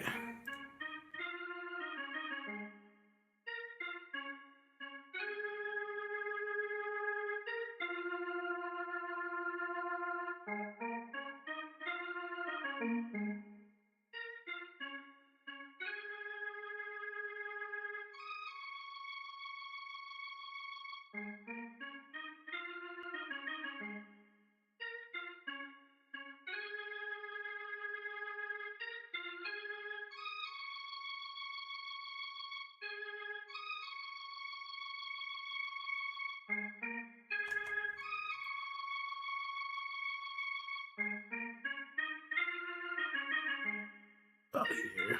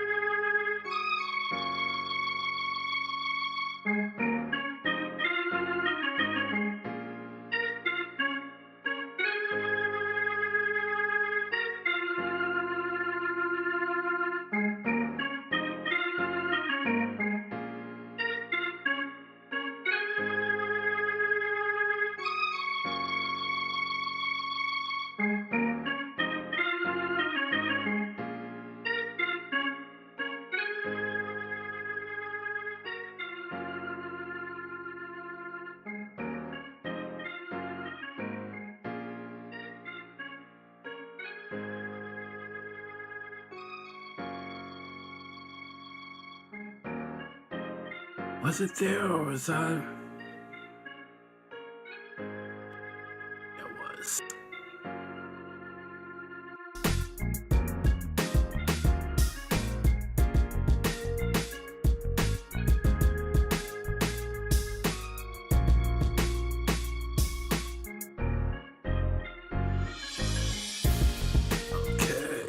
Okay. What was this one for? Oh, okay. One last thing. We're almost there.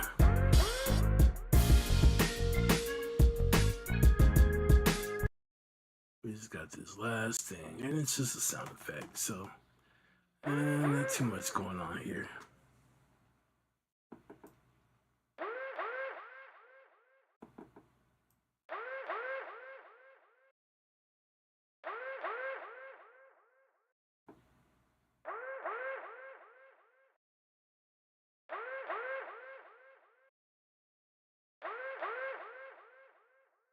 Sounds the same to me. Yep, so we'll leave it right there. Volume. -18.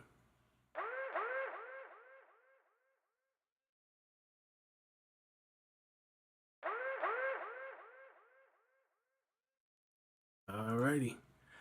I think if anything, I might just dip.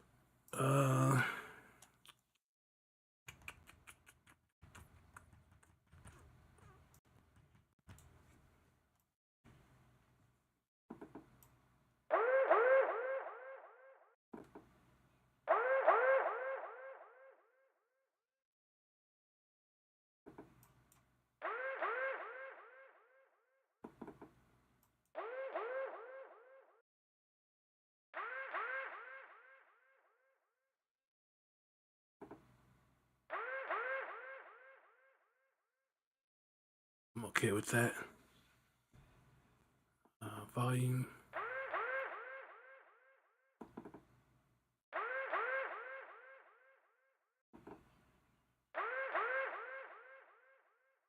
A little bit more.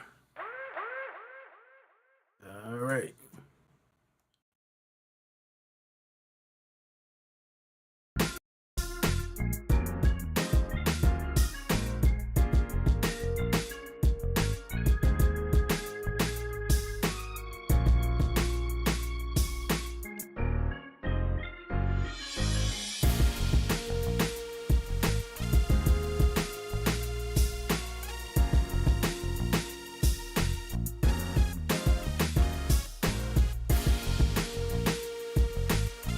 So the very last thing that I'm gonna do as far as adding effects,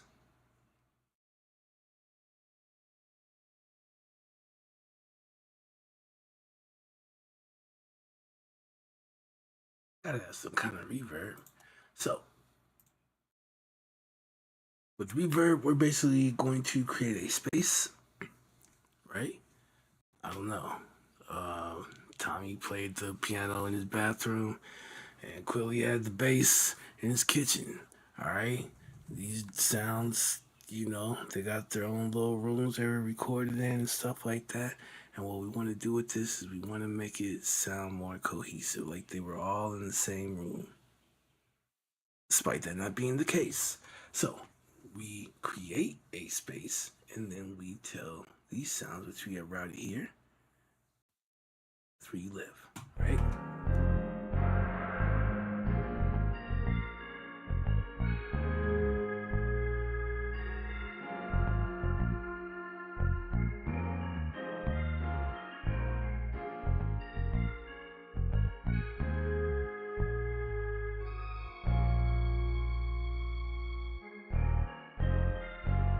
So it's just the wet signal that I'm hearing right now.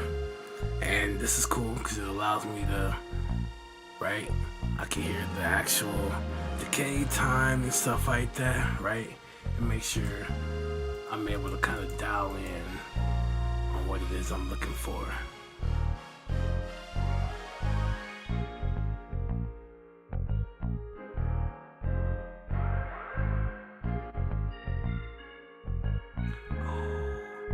I just put my bass in here, didn't I? No, I didn't. Okay. Great. Smart guy. Smart guy.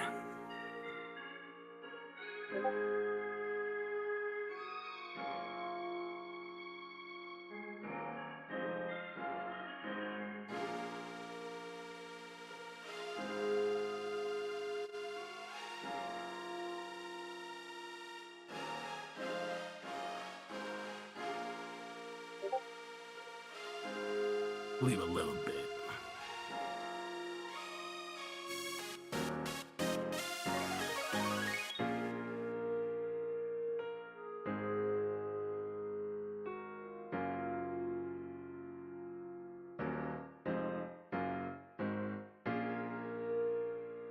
Put it like 3%. Okay.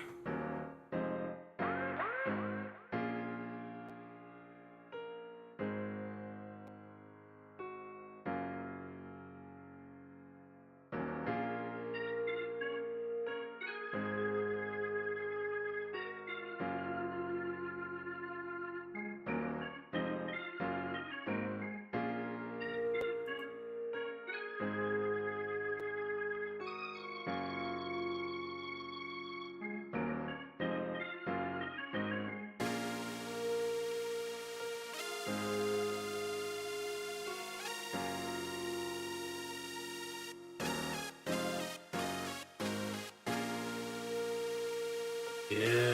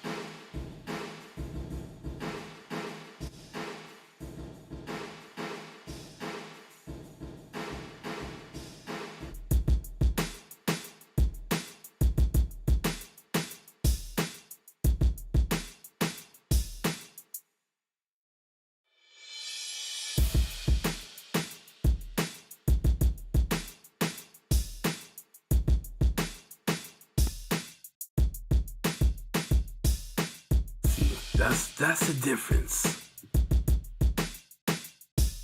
We create the space. Now we put it all together.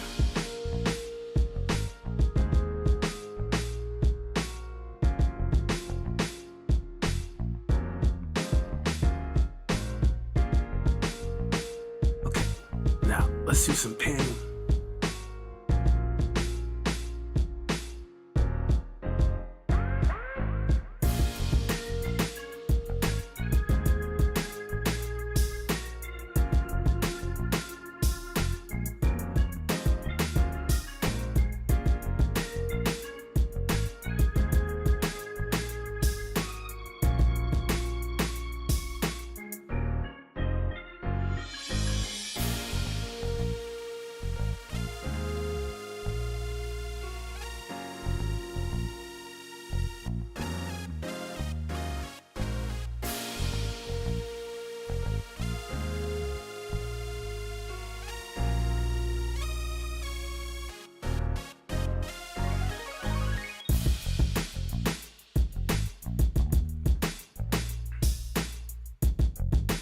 I won't fully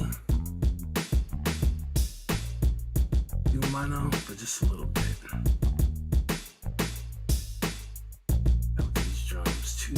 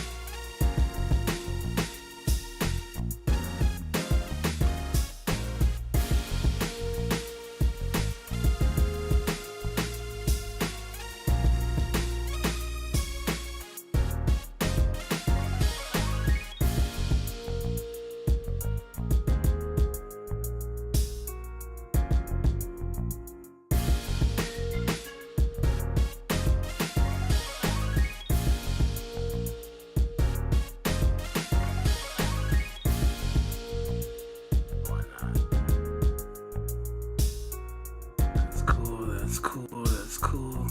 This, I'm gonna put it 50% mono.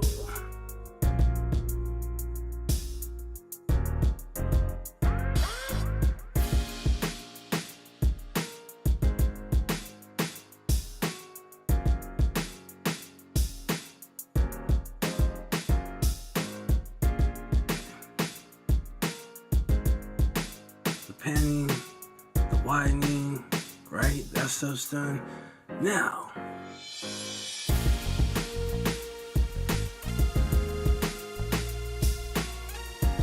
right at -6, perfect. Let's make some minor adjustments.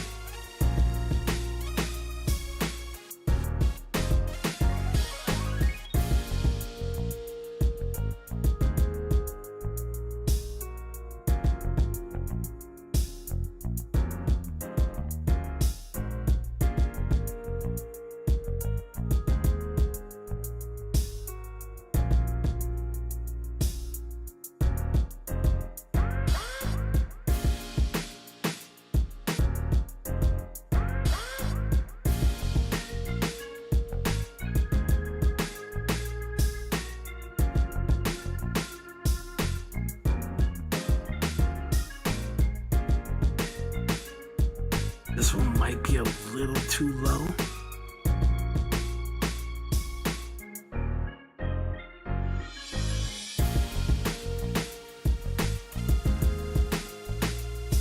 We'll definitely have that.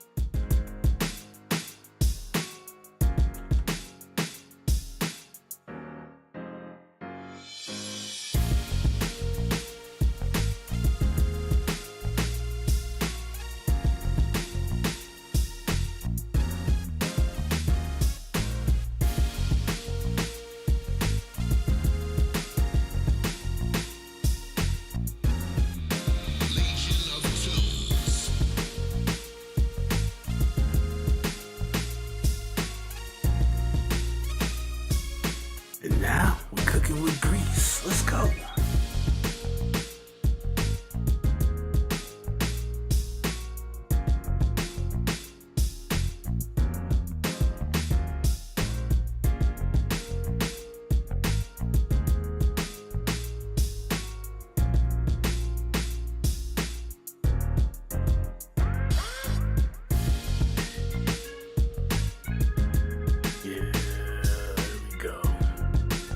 There we go.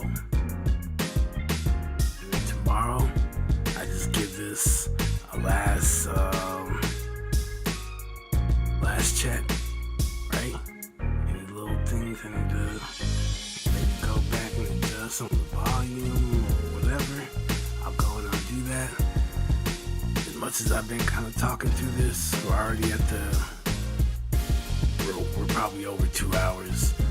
Probably close to 3 hours. I think I spent close to an hour before I got cut off, right? We're talking about gain staging, but that's why it's so important, right? That's why that's so important. Not only to get your volumes right before you start mixing, but make sure your volumes are consistent throughout your mixing. Make sure you're returning your volume after you make changes, right? And all you're gonna do,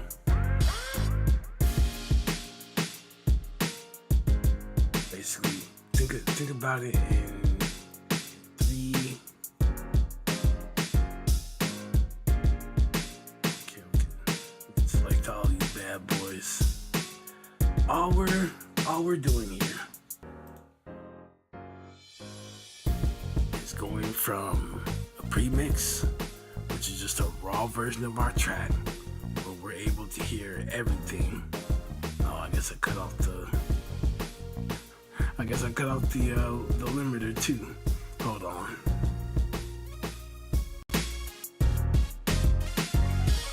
How do I get rid of just this one? There we go. So this is what we started with, right? No effects, minus the few slider movements here, right? Fader movements and the panning. But this is what it sounded like, right? Raw, we can still hear the kick, we can still hear the snare, we can still hear the hats, we can still hear all of our instruments, the bass, right? Everything seems to play nice. We went from that to a cleaner version. That's all we did. Guess I butchered that too.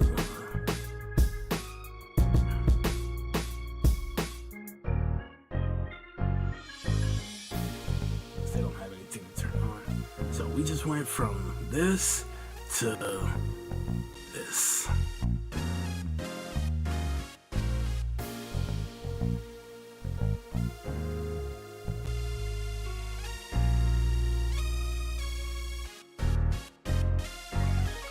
That's the magic. That's the magic. Alright, so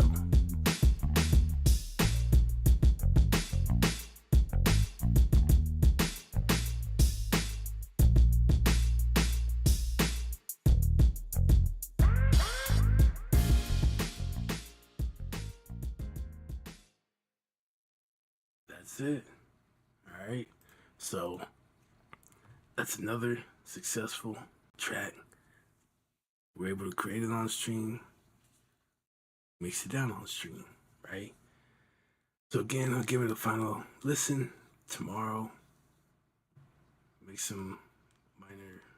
final adjustments, then I'll bounce it out, and we'll add it to the pool, right? So eventually, the list that I have on my YouTube channel, disappear. There will be there's a few that I still like from it, right? That'll remain. However, the rest of them will go, and then they're going to be replaced. All right, we got lots of new stuff to add, right? We were playing some of these the other day.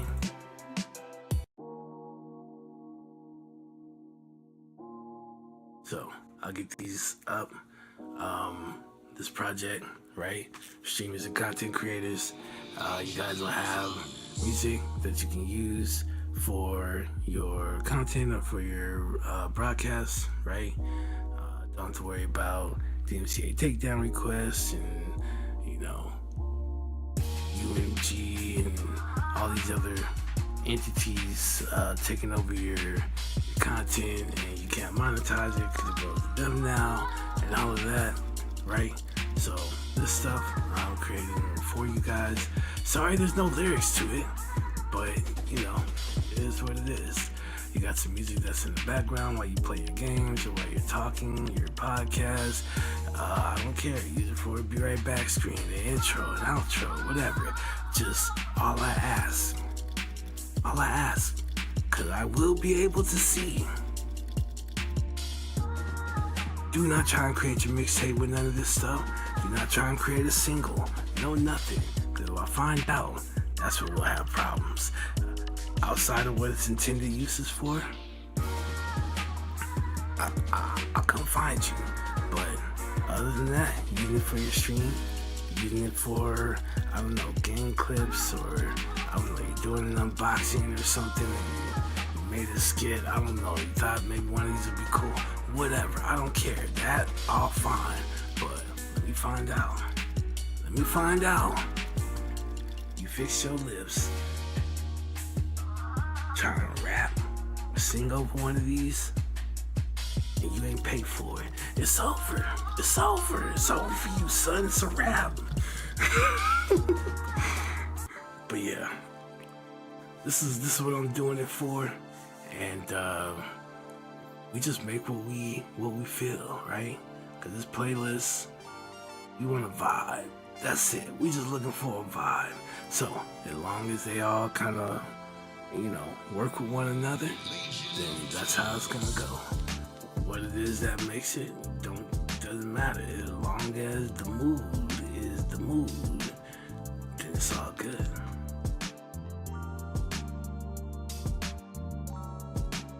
So I'm happy. Let me get out of here. Appreciate you guys stopping by. I am trying to make up for the week that I was absent, alright, with my sickness. So tomorrow is a scheduled day, alright, so I'll see you guys tomorrow evening, and let's try and see what we put together, right? Yeah. Yo, Leonor in the building. You're fired, Leonor. You're late. Where were you, man? Where were you? Nah, I wasn't on here too long, but we did get this beat mixed down, so I'm happy about it. Oh, I don't know if you were here for this one, but this one's officially done.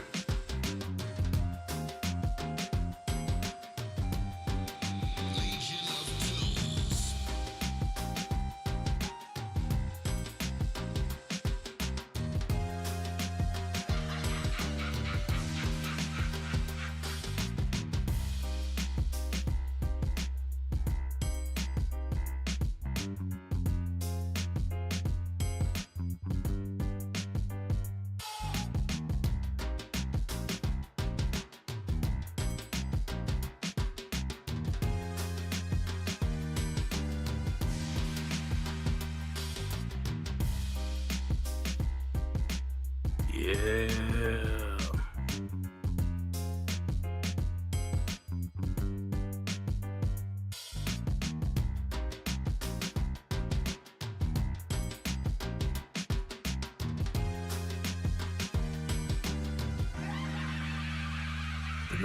They're not ready for this. They're not ready for the new me.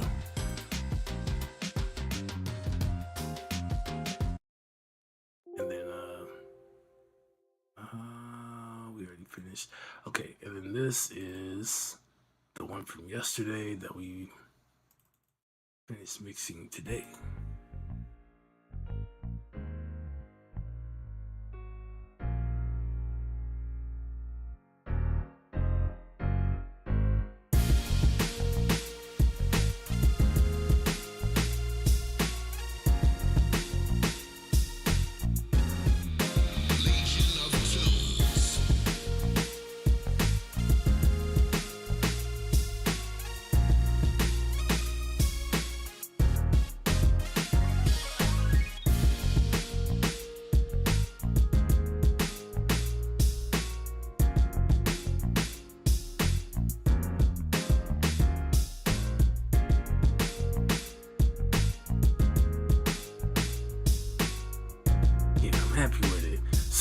started, that's what it sounded like. That once we applied everything,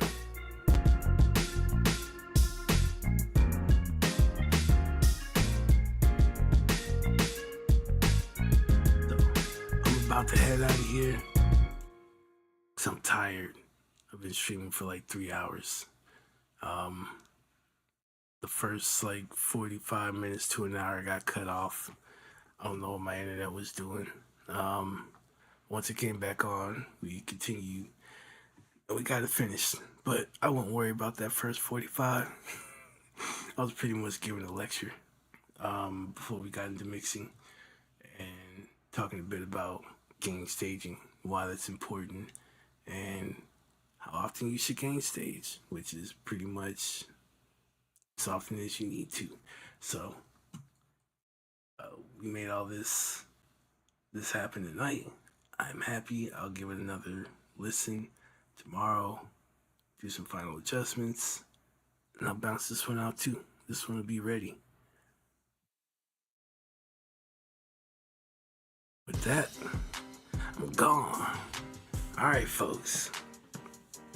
I keep saying this. A lot of distractions out there. But what you supposed to be doing? I know it. They're really insisting on you being distracted. They're really insisting on it. Nothing that bad is about to happen. Promise you. With that being said, remember, stay patient, remain diligent, and as always, be majestic. If you can develop the skills to keep calm and carry on, you too can achieve greatness. And with that, I'm out. Peace.